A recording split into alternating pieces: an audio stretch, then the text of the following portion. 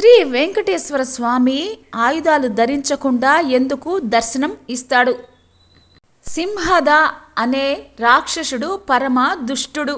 బ్రహ్మ గురించి తపస్సు చేసి మెప్పించి దేవ, దానవ, గంధర్వ, యక్ష, కిన్నెర, కింపురుష మానవులందరూ తనకు ఆధీనంలో ఉండేట్లు వరాన్ని సంపాదిస్తాడు.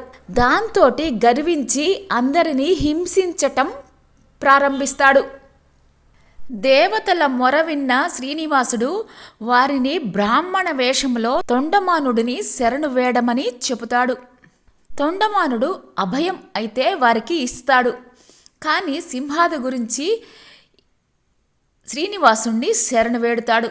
శ్రీనివాసుడు ఆ రాక్షసుండి మట్టు పెట్టడానికి తొండమానుడికి సహాయంగా తన శంఖం, చక్రం, గద, ఖడ్గం, ధనస్సులను ఇచ్చి ఆశీర్వదించి పంపుతాడు. దేవతలతో పోరాటానికి సింహాద 1,00,000 కోటి బలగంతోటి పాపనాశన తీర్థస్థలంలో యుద్ధం చేస్తాడు.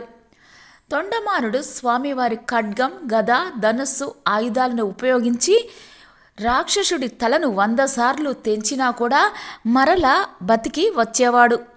ఆ మాయ అర్థం కాక ఆశ్చర్యపోతున్న చక్రవర్తి చెవిలో వాయుదేవుడు చక్రాన్ని ప్రయోగించమని చెబుతాడు. స్వామివారి చక్ర మహిమతోటి శాశ్వతంగా ఆ రాక్షసుడు మరణిస్తాడు.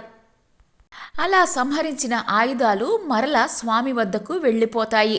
తొండమానుడు స్వామివారి వద్దకు వచ్చి ఈ కార్యం అంతా తమ మహిమే అని కృతజ్ఞతలు తెలిపాడు.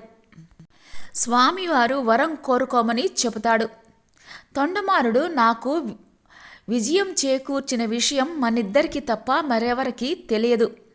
అందరికీ తెలియాలి అంటే నీవు ఈ రూపంలో ఆయుధాలు ధరించకుండా ఉండాలి అని కోరుతాడు. స్వామివారు సరే అని చెప్పి ఒక పుణ్యశాలి శంకు చక్రాలను పోలినవి చేయించి విమానాదులను నిర్మింపచేస్తాడని, అప్పుడు కృత్రిమమైన శంకు చక్రాలను తాను ధరిస్తాను అని చెబుతాడు. అవే ఇప్పుడు ధరించినవి రామానుజాచారులు అమర్చినవి. స్వామివారి ఆయుధాలు ఒక్కొక్క తీర్థంలో ఉంటాయి. కపిల తీర్థమే చక్రతీర్థం. దానిపైన వరుసగా శంఖతీర్థం, శాంగతీర్థం, నందక తీర్థం, కౌమోదక తీర్థం అని పంచాయుధ తీర్థాలు ఉన్నాయి. అన్నమయ్య కూడా ఒక కీర్తనలో ఇలా వర్ణించాడు.